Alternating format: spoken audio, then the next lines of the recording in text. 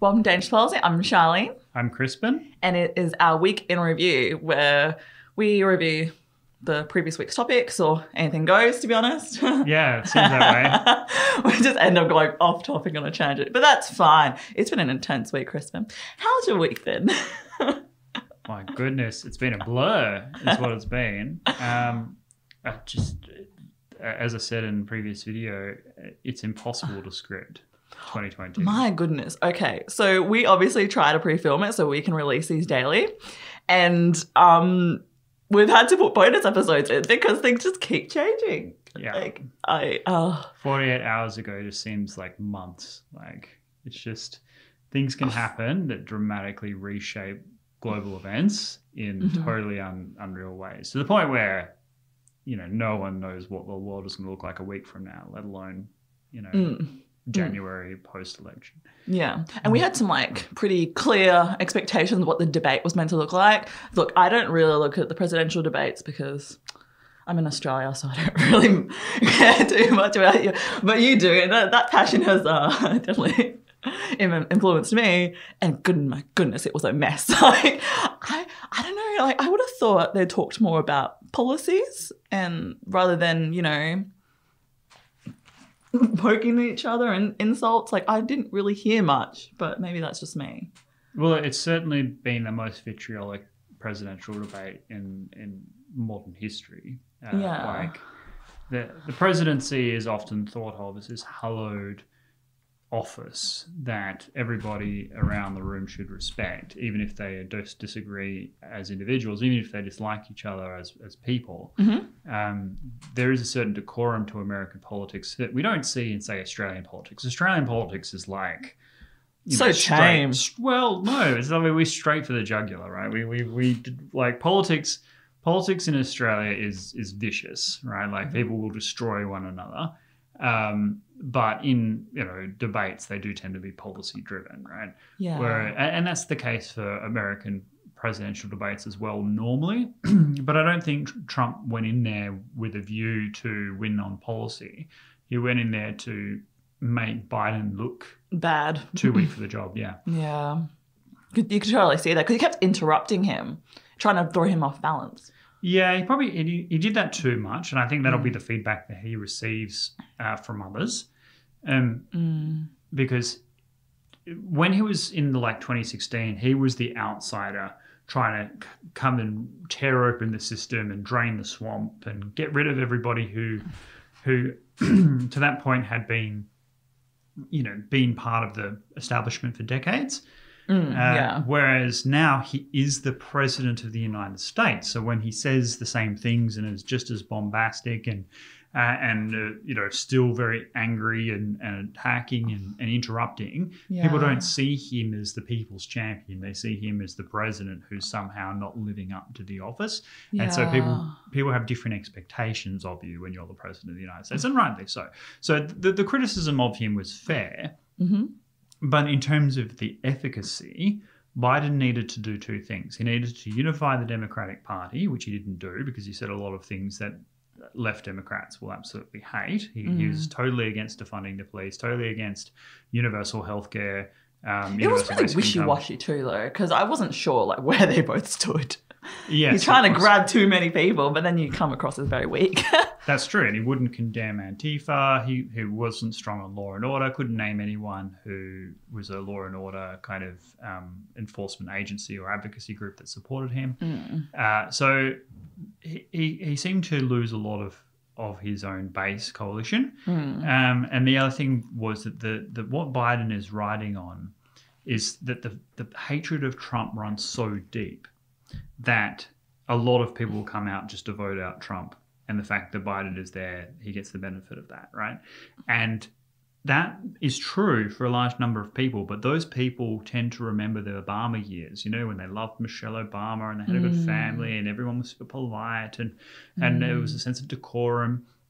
Well, Biden kind of shot that himself because he called the president names. He was making personal insults. Turned into an internet meme. Yeah. And so the people that want to go back to that kind of hallowed time, the mythological period of when you had the more perfect union, Biden isn't that guy. He's always been the gaffy uncle, you know. So he wasn't able to project himself as being especially presidential. Yeah. And so for those reasons, those base political reasons, I think Trump had the advantage in that debate, even though in terms of just debate quality, Trump demeaned himself a little bit and didn't need to do that. He could have gone a bit more, you know, within the rules and still had the same effect, which means that he will likely do, you know, provided he's up to it and health-wise and everything, and hope he is, at the next presidential debate, then we will probably expect a more restrained Trump, if only because the illness will kind of slow him down a bit. That's true. Are you even that surprised? I was like, can anybody be surprised that Trump got the virus? Or because of just how rampant it is? Well, I can't. I mean, obviously, people criticize him for not wearing masks and things like that. But if you think of the protocols around the President of the United States, the entire Secret Service, then he's got doctors with him at all times. Everybody that interacts with the president is supposed to get tested before they go and meet with the president to confirm that they don't have the virus. So it is extraordinary that he did still get it. Like, I mean, I wouldn't say like completely unbelievable or unsurprising. Like, you know, it is a global pandemic. It's a highly infectious disease, but it does show that, you know, no matter the precautions, there is an irreducible risk of contracting the disease, and he's among them. I mean, what do you think about the media, like portraying like, oh, it's all fake news? I found that I was like, why would somebody want to put themselves in that position? Like, yeah, I mean, Trump is not the sort of person that would fake being sick, right? Like he likes to act as if he's never been sick before, and that the disease is basically impervious. You know, he's not totally immune would be his approach, and so. But what I actually fear is the communication from the White House itself being poor. So already we've had some miscommunications where an entire army of doctors from Walter Reed General Hospital came out and said how great the president is doing. And then Mark Meadows, the White House chief of staff, said, oh, actually his condition is really bad. And he did this on like background, and that, you know, they're really worried about the president over the next sort of 48 hours. So the president had to come out and give a video that was like 5 minutes long, not just a few seconds, kind of explaining where he was in the health cycle to try and shut down all of that speculation, saying, yeah, look, the worst is yet to come, but right now I'm great. So there is a lot of mixed messages going on, and there is a fear, I think, among many in the American leadership that by being too honest about the president's health condition, if anything goes wrong, even if it's like temporary, right, that it might start a panic in the markets, might start, you know, adversaries of the United States might start to take advantage. People that would advantage from political discord in the United States might take advantage. That various investing speculators would jump in and out, like, and create kinds of economic problems. So I think there is an appetite to restrict information about the health and welfare of the president, which is probably unwise.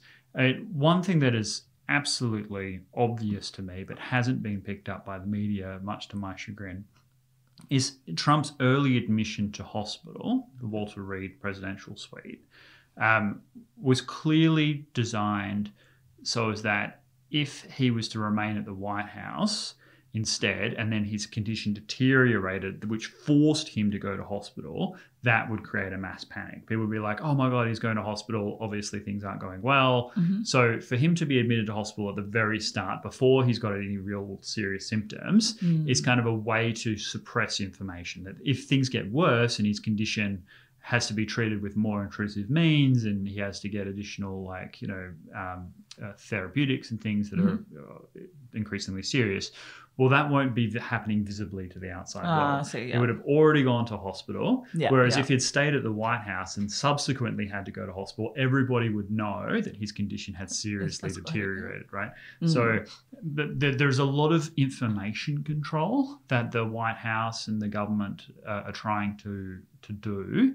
And I think in this present environment of campaigning, of general disharmony and uncertainty in America, that's actually quite unhelpful. You don't want to have the conspiracy theories running wild about the president's health at this time. I think it would be better just to be honest and transparent and say, yeah, the president is doing worse, the president is doing better, he's been given this therapy, he's responded positively, he's responded badly. Just be frank with the American people, and it would be a nice change when it came to this disease. Yeah, it does put a spotlight on him though. People are going to be more in tune with more, give more attention to him, essentially, right? And take attention away from Biden. Well, yeah. I mean, look, people say that this plays bad, like some people, not me, but some people have said this plays badly for Trump because he's not out there on the campaign trail and blah, blah, blah. But that's just absurd. Like, all news cycle is going to be dominated by the president. The only distraction from that will be the nomination of a very appealing Supreme Court justice. So the Republicans are just going to control the narrative between now and election. And if Trump turns out to the next presidential debate, that will eviscerate Biden. Like because Biden will have to show up, right? Like he won't be able to be like, oh, I don't want to do it. Yeah. And if the president shows up, even if it's via video link, even if it's with oxygen masks and all kinds of crazy stuff, one would still expect Trump to probably be at least as good as Biden when it came to his vigor and I don't think Trump would allow the disease to let him seem weak compared to Biden, and all of the problems with that first debate where Trump seemed bullish and uncouth and unpresidential. All of those characteristics then become completely flipped if he manages to pull that off in a second debate where he's infected with the disease, right? Like if he has like a little tube in through his nose and everything, and he's got a little apron with a little bandage around his wrist. I mean, not that they'd have that for the presidential suite, but you know what I mean? Like if he had the look of someone who was in hospital and was still slamming Biden and interrupting him and giving him hell, people will be just cheering that on. And Biden, people will receive that differently. Yeah. They'll see a real leader, someone who's willing to take on the disease and still fight the good fight, and people will absolutely respect that. So you shouldn't underestimate the visuals of that. And I'm sure that's what the Trump campaign is planning. Yeah, and I look forward, if it is video conference, I look forward to muting if it does get to that stage of interrupting. It's like, just let them talk. So yeah. Oh, okay. What else to talk about? And this week we also talked about, or you also talked about Lithuania. Yeah, your favorite country, and I can't wait till the borders open because I want to go. Like when I took the pictures for Lithuania, I'm like, oh my goodness, it's so beautiful. Like, yeah, and we obviously have an active Lithuanian community, which is great. And I've seen some comments, right? One of them is by, I don't know, but they don't have a name. Okay, so one of the commenters is literally has shot up as the name A. Yeah. As opposed to actually a name. But hang on, is that true for, what about the others? No, the others have a name. So it might just be... Yeah, okay, so some anonymous person really who's commented. Yeah, and they've said that Lithuanian security depends on Poland. This is Suwałki corridor case. Lithuanian small forces are too weak to defend themselves against big, aggressive Russian military forces. Lithuania needs strong help from NATO. Only boring Poland could do it rapidly. I don't understand. What's the relation between Poland and Lithuania? Because actually, my history is pretty poor. I know. Look, I'm from Australia and it's so far away. That's my excuse. It's a fair excuse. To be honest, not many people in Australia would know the answer to that question. Okay, so a couple of things. Well, first of all, with that comment, certainly Poland does see the world very similarly to Lithuania. Like, as I've said in previous videos, you can divide the NATO powers into two groups. The traditional NATO powers that were there during the Cold War, West Germany and the Western European countries, and those that have joined NATO since the expansion of NATO into the former Soviet republics. Those newer NATO countries, they're in NATO because of Russia. That's why they're there. If the Russia threat wasn't there, they wouldn't have had the same motivation for joining. They would have joined the EU for economic reasons, but they wouldn't have seen this overarching strategic necessity. And then you have Poland and Lithuania in particular. Now, Poland is a little different to Lithuania in one respect, and that is that for many hundreds of years, because Poland has always struggled with its independence, like it wasn't just the Soviet occupation, but there was World War II, there was the Napoleon era, where Poland was really struggling to maintain its territorial integrity, being caught between these Germanic and Russo giants, right? And so they do have a stronger sense of their own nationalism. They are a member of NATO, they're a member of the EU, but they also have a very strong Poland nationality that they cling to very, very strongly. And they have really good things to show for it, you know, Chopin, great composers and artists and literary traditions and architecture and things like that. So the Poles have a strong, cohesive unity identity, whereas Lithuania is still a bit more in flux. And one of the things that I try and do in this channel and other people as well is to promote all the things that really are unique and special about Lithuania as a means to encourage Lithuanians to have a greater sense of pride in their own country and commitment to repatriating and building it up again, much like the Poles already do. So Poland could actually help, I think, Lithuania in that respect, because I think Poland does have that together. Historically, to answer your question, so for several hundred years, there was a political amalgamation between Poland and Lithuania, the Polish-Lithuanian Commonwealth. They were the largest country in Europe at one stage. Very powerful, grand empire, great history and story, the Winged Hussars and the liberation of Vienna and all this sort of stuff. So really great, rich history, the Casimirs and so forth. And then before that, there was the Northern Crusades, where the Teutonic Order came along to try and forcibly Christianize the Lithuanian people. As I said in another video, Lithuania was the last country in Europe to be Christianized by almost 100 years.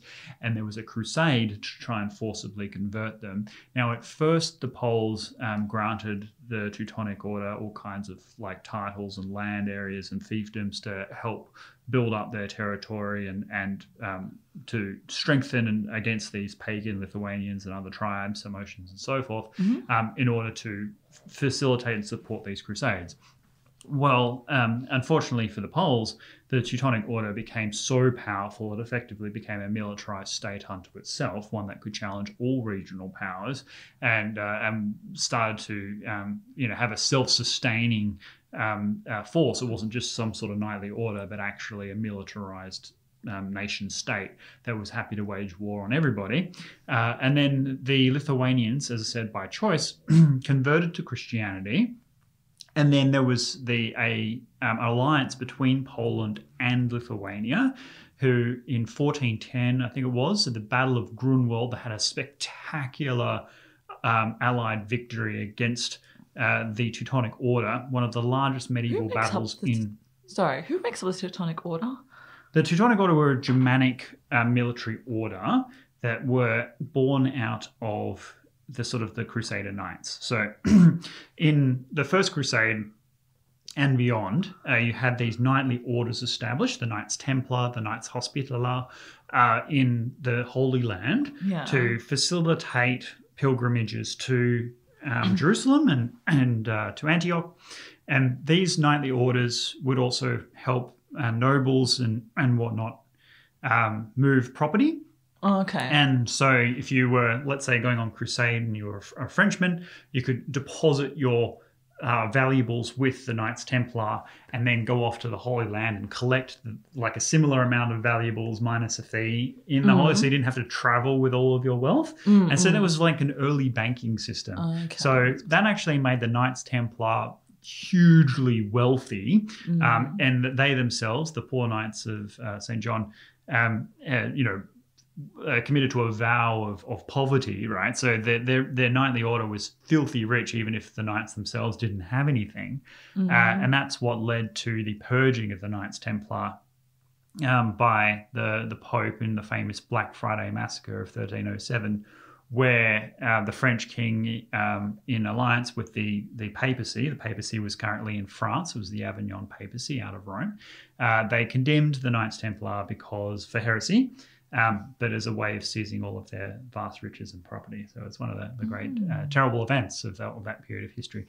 But these knightly orders sprung up. The Knights of Malta, various other knightly orders, and one of those orders subsequently was the Teutonic Order. It was a Germanic order to fight, not in the Holy Land, but to bring Christianity to the northern tribes in the Baltic.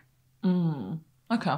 Yeah. So then there was the Battle of Grunwald in 1410, one of the largest medieval battles in world history that broke the power of the Teutonic Order with the alliance between the Lithuanians and the Poles. They subsequently had their marriage alliances and unified politically and became the Polish-Lithuania Commonwealth, which I think lasted right through to sort of near the Napoleonic era. Okay. Yeah, so they definitely have very close relations to each other. Yeah. Because of that history. Yeah, they're very, very close. Interesting. So Poland got back, or obviously Poland will back Lithuania up. Well, you say militarily, and then there's tension with Russia and Belarus.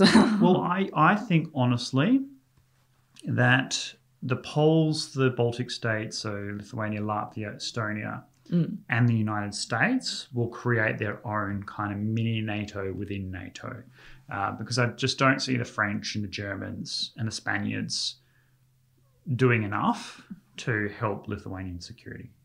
So it really does fall to the Poles, who take it seriously, and to the How United come other States. countries don't take it seriously, even though they're part of NATO? Because they're deadbeats.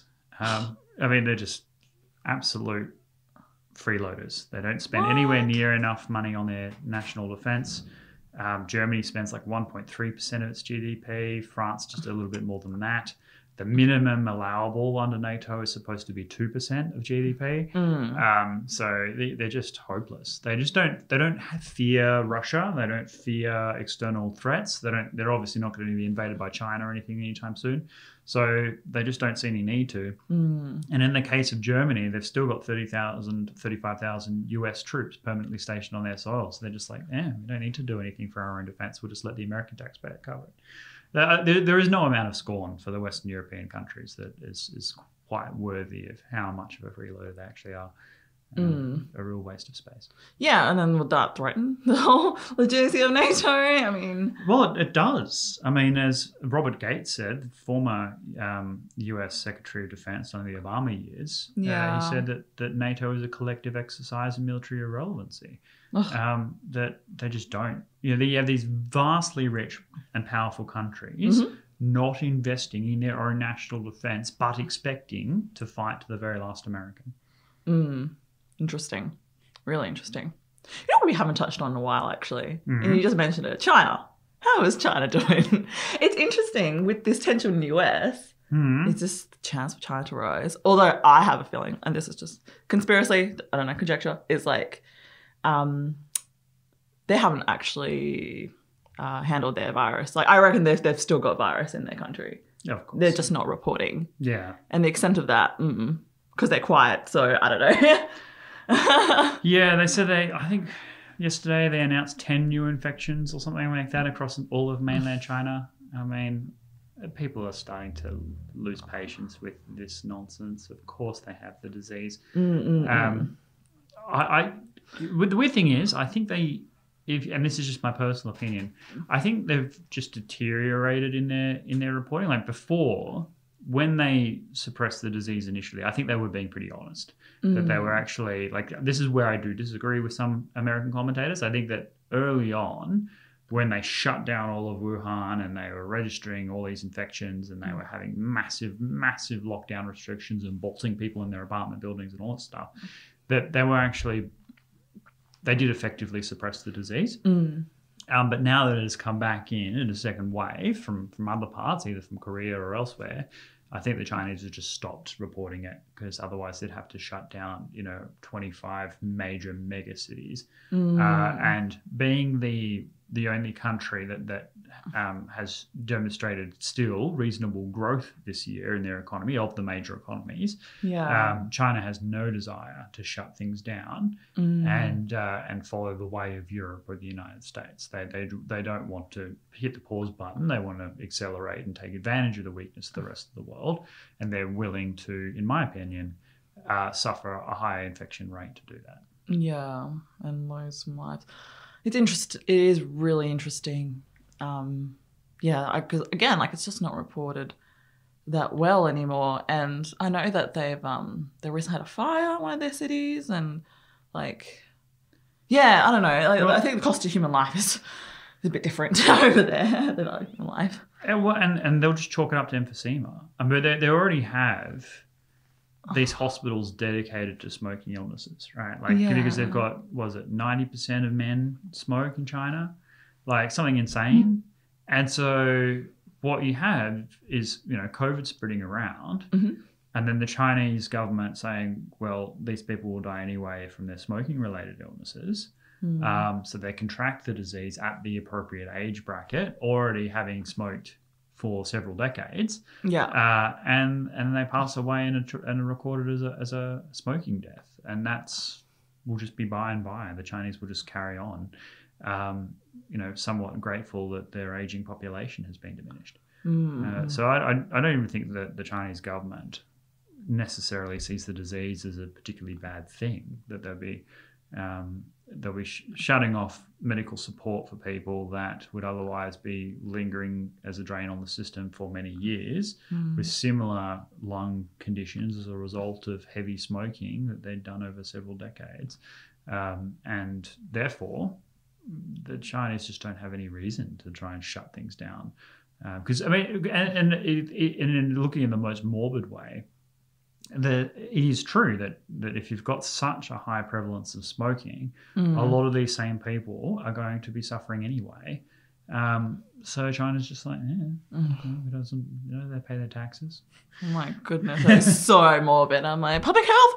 Anyway, everybody knows that. But actually, I think China also is taking full advantage of this of their communist ideals, and because what we're seeing in the US and the tensions there, China's look at us, see, we don't have these kind of problems. I mean, they suppress all the ideas, but we don't have these problems.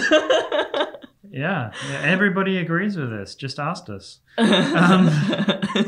Just ask anybody. Oh, they don't agree. Oh, they disappear tomorrow. Yeah, but here's the thing, and I have this pinned on my Twitter feed. The successful American strategist is not someone who thinks that China is terrible.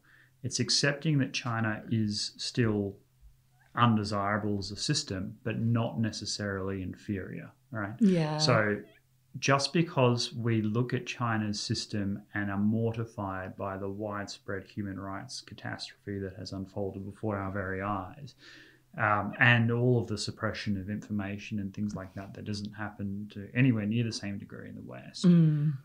Despite all of that, China is very strong. And we have to get away from this lingering post-Cold War assumption that the West, democracy, liberal ideas, Enlightenment tradition is inevitably going to win, right? There is nothing in history on the long enough time scale that supports that. The Athenians lost the Peloponnesian War against Sparta, right? These things are democracy is not an inevitability. It's something that is extremely fragile, and in the wake of a competent, massive, fast-moving adversary, not entirely sure it will be sustained. So Just because we can denigrate China and criticize them for all kinds of obvious things doesn't mean they're going to lose, right? And we are like the West isn't doing so well right now.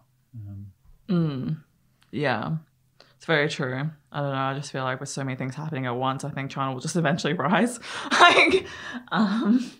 But yes, I think it'll happen in a way that isn't peaceful. Like ultimately, why do you always say that things end in war? Because they're very well. It's like any friction, right? Like India, the Indian subcontinent collides with Asia and creates the Himalayas, right? Like once you have these tectonic forces of international relations in motion, the inertia is such that eventually they collide and create mountain ranges, explosive responses. And that's the same as with the US and China. They're on a collision course. Sure, if they were to desist from that collision course, then it would be as a consequence of one of the two imploding, and that would create its own set of problems. So if both countries continue on their current trajectory, then conflict is inevitable. And I just don't...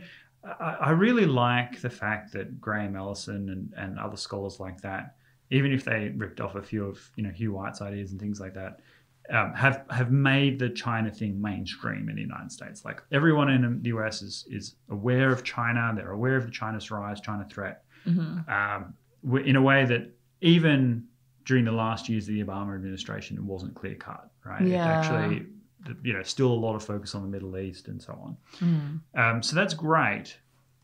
And yet there is no real deep awareness of the fact that the war is inevitable in that sense. When people go, oh, nothing's inevitable, they'll work it out and so on. Well, yeah, okay, maybe, but there's no real historical comparative for that, right? In the entire history of international relations. For example, the only example I can really think of that's clear cut is Britain giving way to the United States. But there was another major global war that allowed that to happen, right?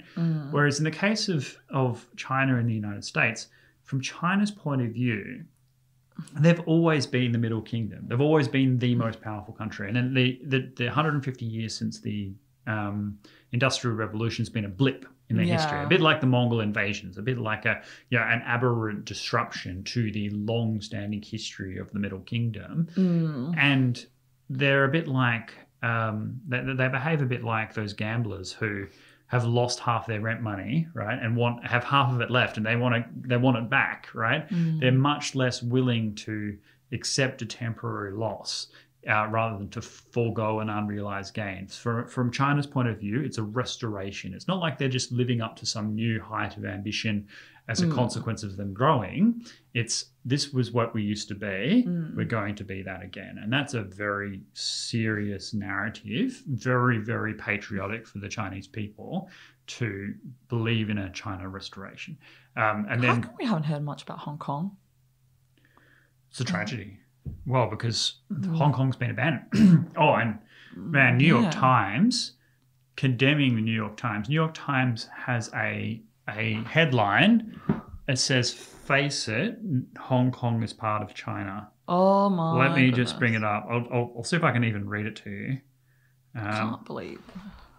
So this is the same paper for whose editor had to resign, opinion editor had to resign, because they published a piece for from Senator Tom Cotton condemning riots. Hong Kong, face it, part of China. It's part of China. New York Times. Oh my God, this is so depressing. Yeah, it is. Oh, here we go. No. It's Hong Kong is China, like it or not. Great. Oh my! Look, honestly, I was so disgusted just by the headline. I thought maybe it's just the headline. Yeah, they just want to grab people. And you have rage bait and everything. Okay, here's the tagline to the headline. After months of chaos in the city, something had to be done, and the Chinese government did it. Oh my goodness. How are you meant to fight for democracy and just going to give up anyway? I remember that footage, and maybe we'll find it and put it up, of the singular ambulance that was driving down the street with the Hong Kong protesters, and something like 1 million Hong Kong protesters opened up and gave way to this ambulance, right? These are people that the Chinese government are calling like riotous, looters and things like that. They're nothing like what we're seeing in the United States. These people were genuine, like patriotic, decent, free, peaceful protesters who were just doing the right thing to express their dismay. And I'm also very proud of the British government who have responded pretty forcefully. They're giving Hong Kong citizens British citizenship, basically anyone who wants one. Because the Brits do, they have to, or in some responsibility for this. It was their deal with China that ceded Hong Kong back to the mainland. Not that the Brits could have held on to it, in perpetuity anyway. But it's supposed to be a 50-year deal, and that's been 20 years, 25 years. So, desperate what's happening in Hong Kong, and a real sign of things to come. Yeah, definitely going to watch this space and see what happens. Oh, disgusted by that. Jeez. Hypocritical. I don't trust media. Never did.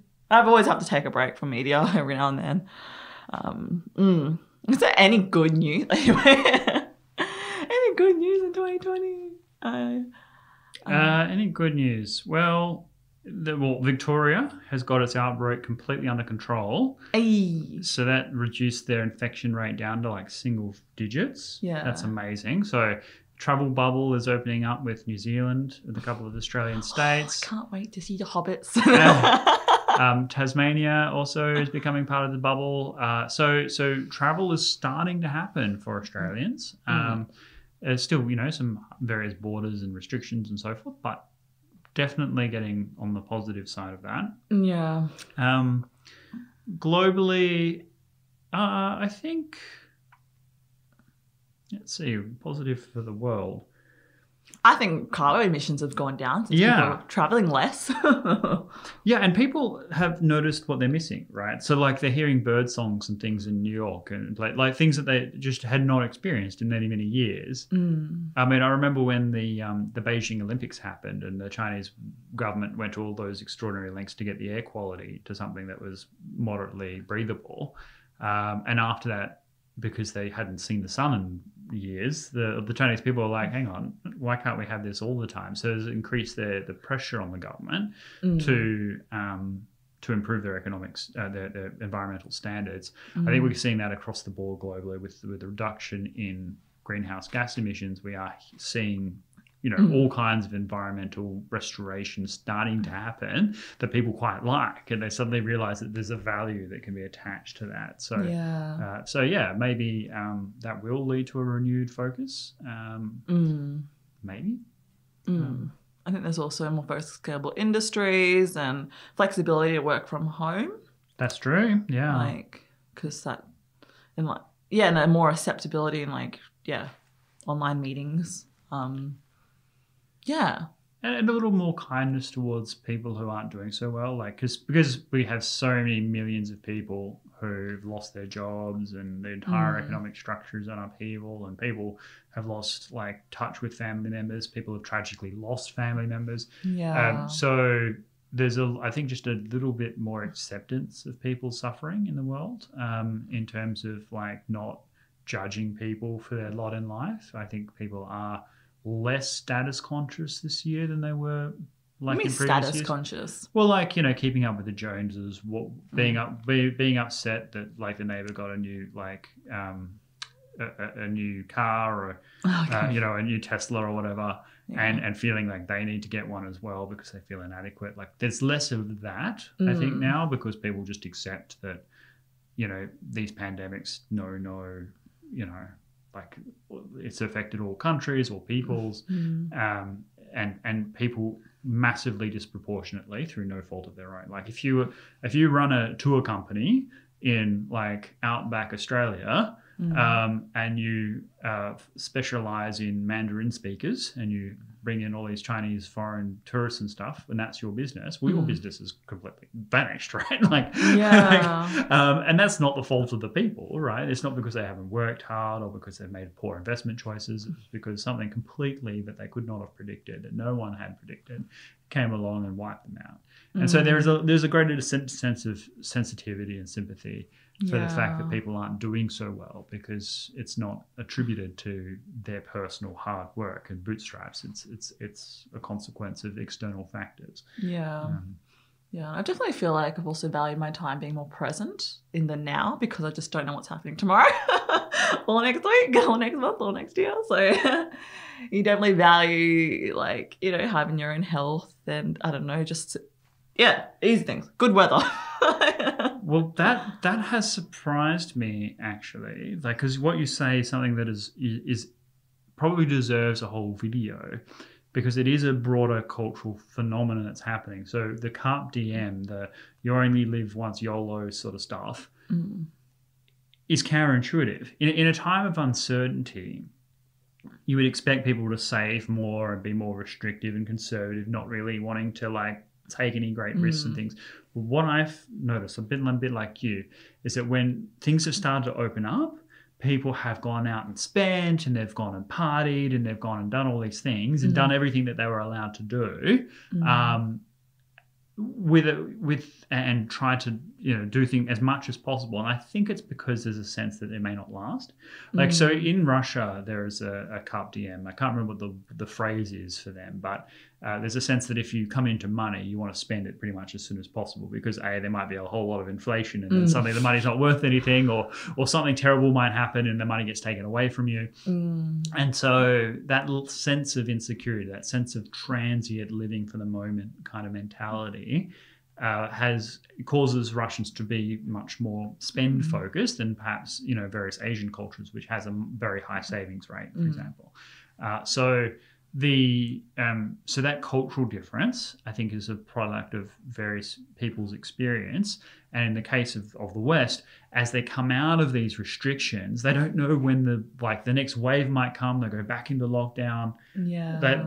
That instead of actually making them more conservative in how they protect their money, what they seem to be doing is, oh, okay, the going's good, let's go out and live. Yeah, that's true. Yeah, I don't know. I think I have a healthy balance, like going out and enjoy life, but then putting less pressure on myself in terms of like the keeping with the Joneses kind of thing. I don't know. Do you have anything else you want to talk about? Well, we could drift into final thoughts. Like, here's a question for you. Okay. What's something you've learned about yourself this year? Something I've learned about myself this year. My goodness. I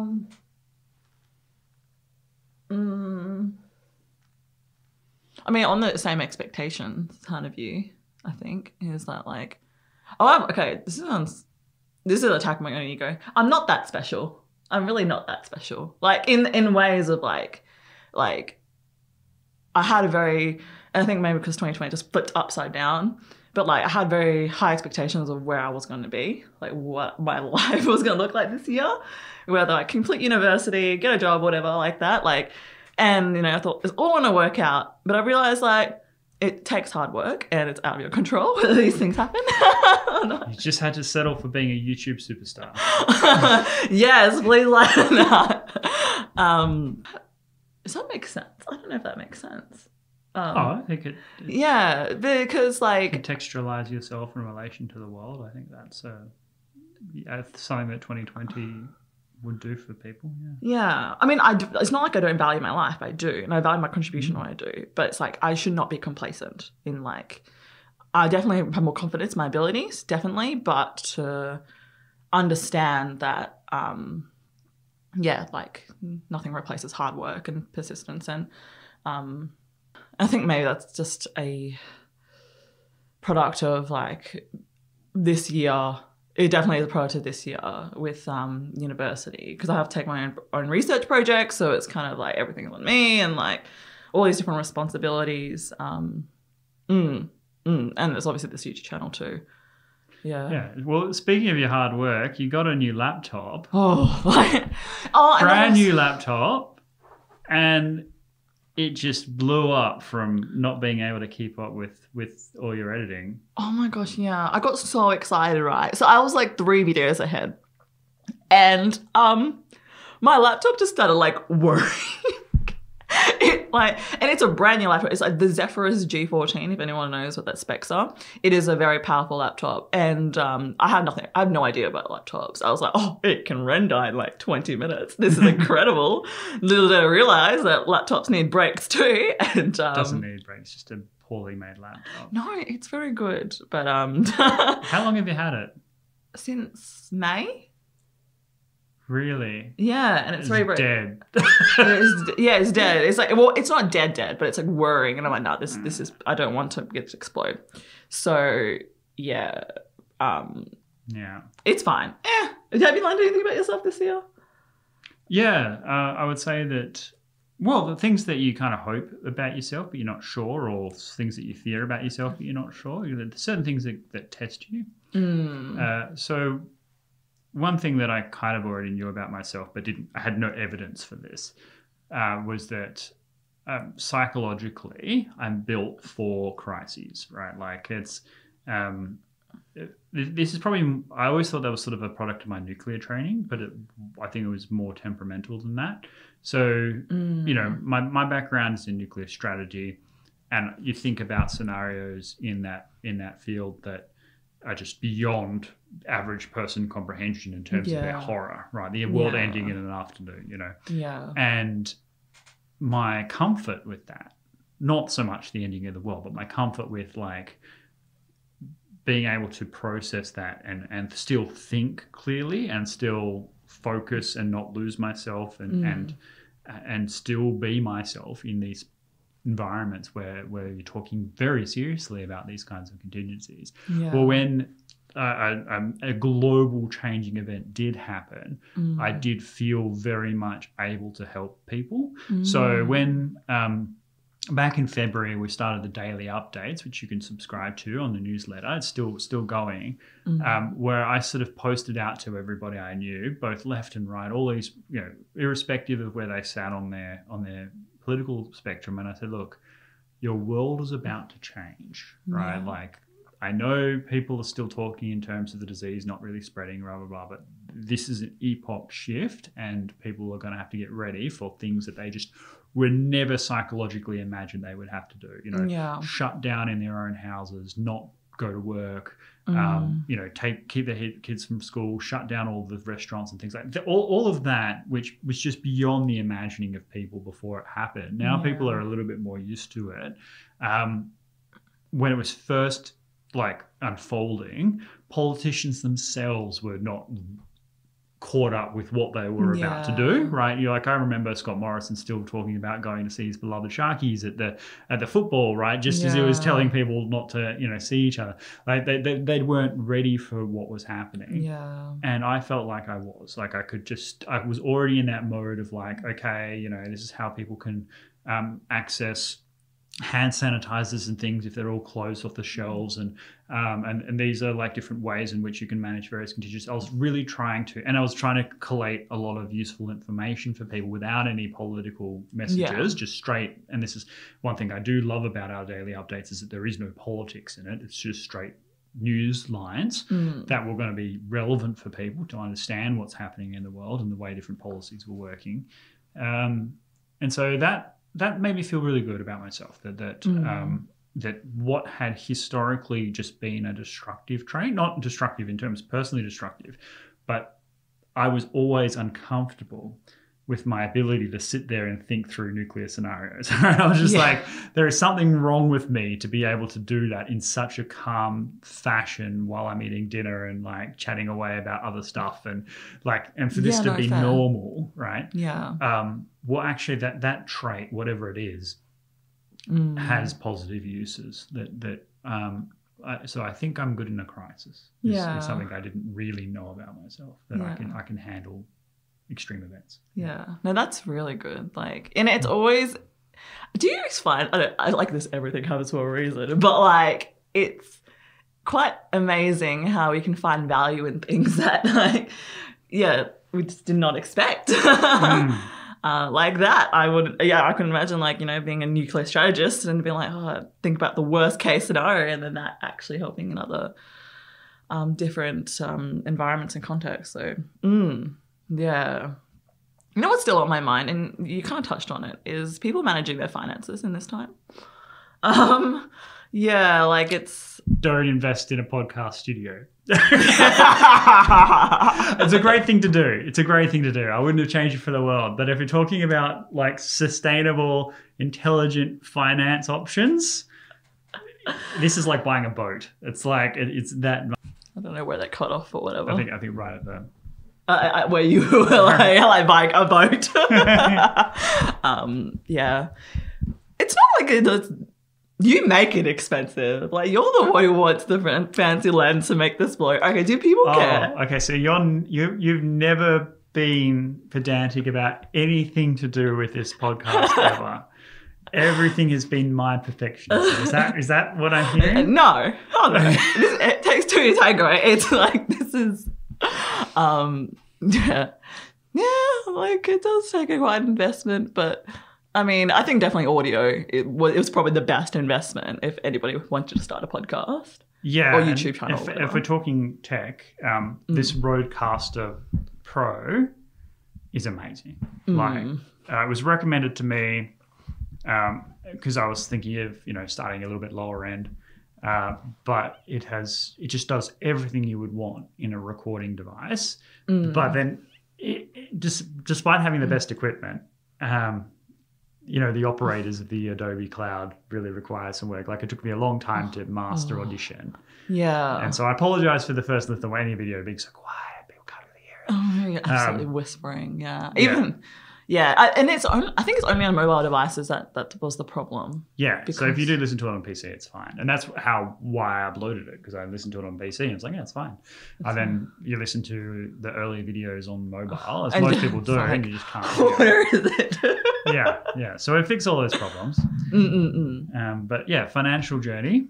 Yeah, no, definitely financial journey. I've invested in like shares like a while back, and I just keep looking at it. I'm like, I was like, no, like I just have to stop looking at it because I get depressed. And then obviously that housing video that we did like really early on with the housing collapse, like yeah, well, they extended JobKeeper and they extended basically bank guarantees and all of that. They know, they can see the danger. Yeah, they can see the money going. They can see all that money going on paying down debt, which means that we're basically trading private debt for public debt.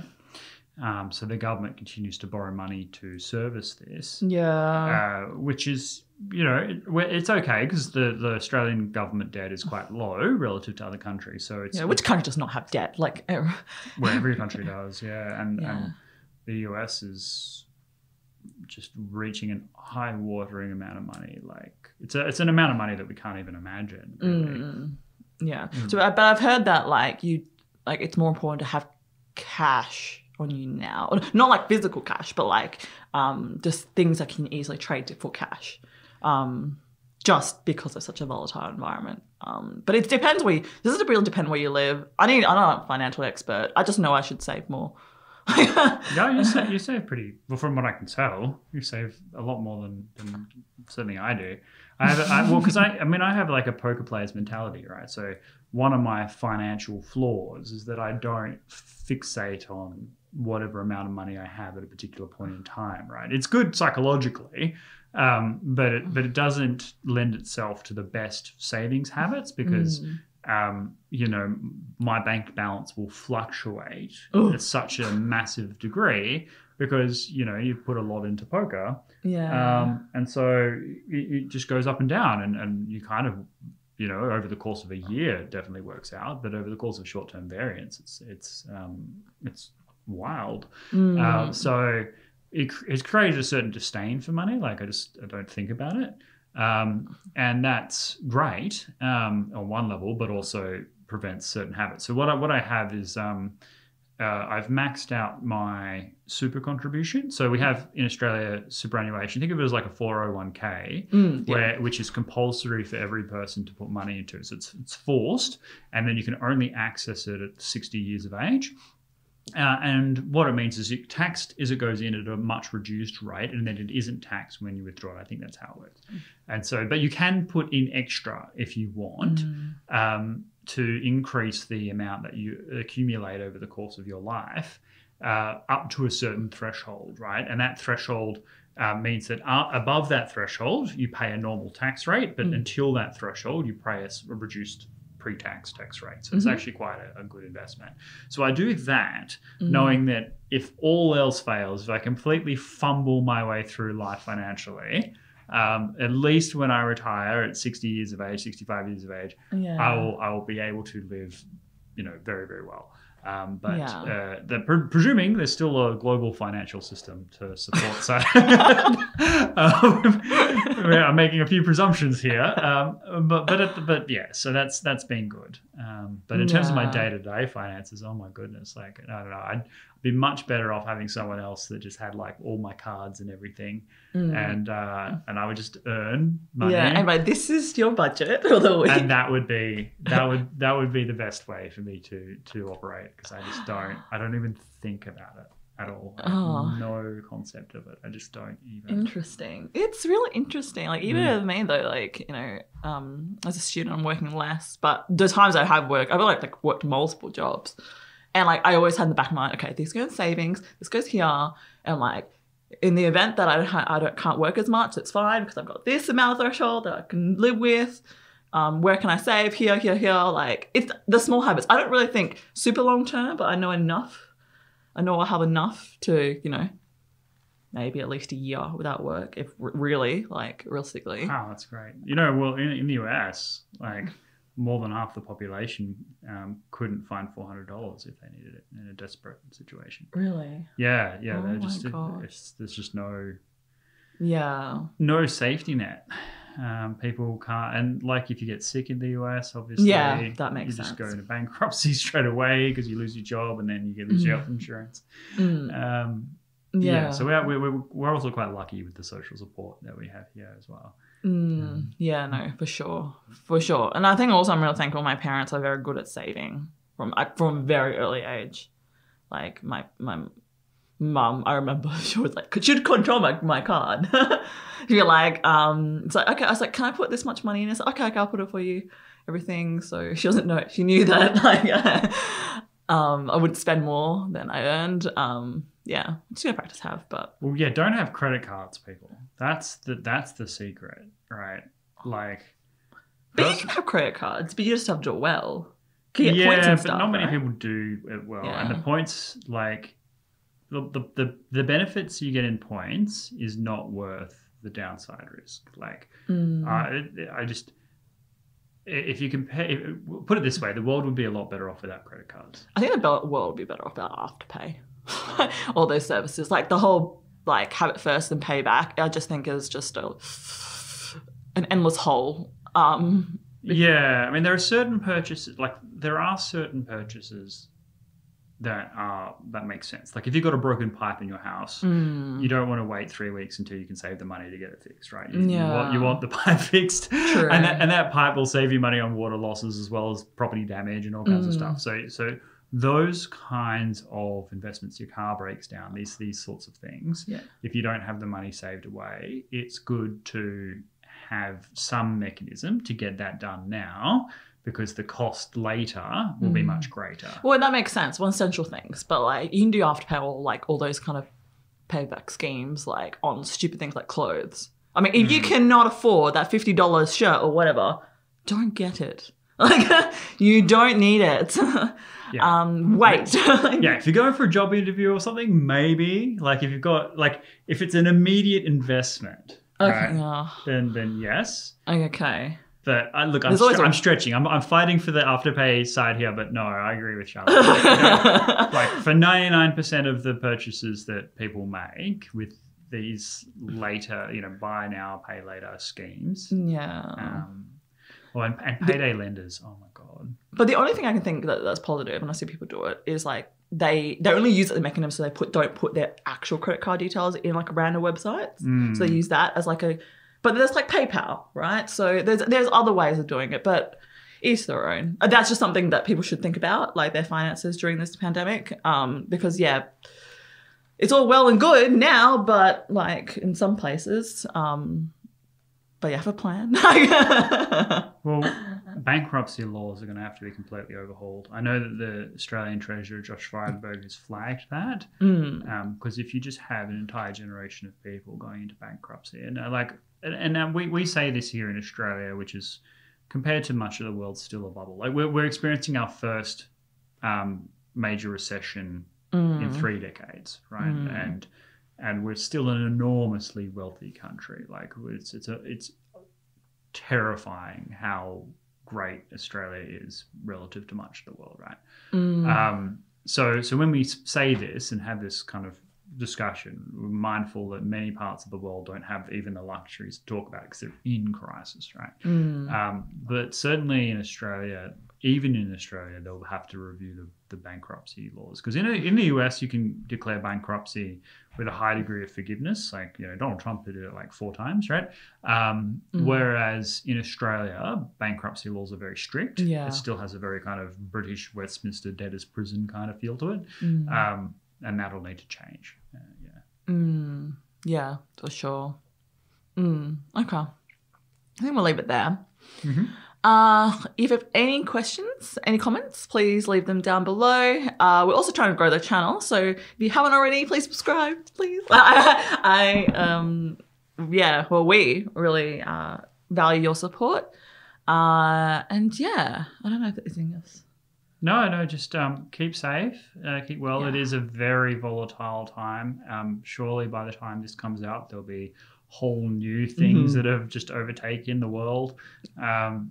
And, in a time when it's much more difficult to plan 3 months ahead than it was 5 years in the future, 10 years ago, just make sure you're always looking out for yourself, your well-being, and yes, stick with us, and we'll continue to put out videos sort of nearly every day, and look forward to seeing you next time. Yes, exactly. All right. See you.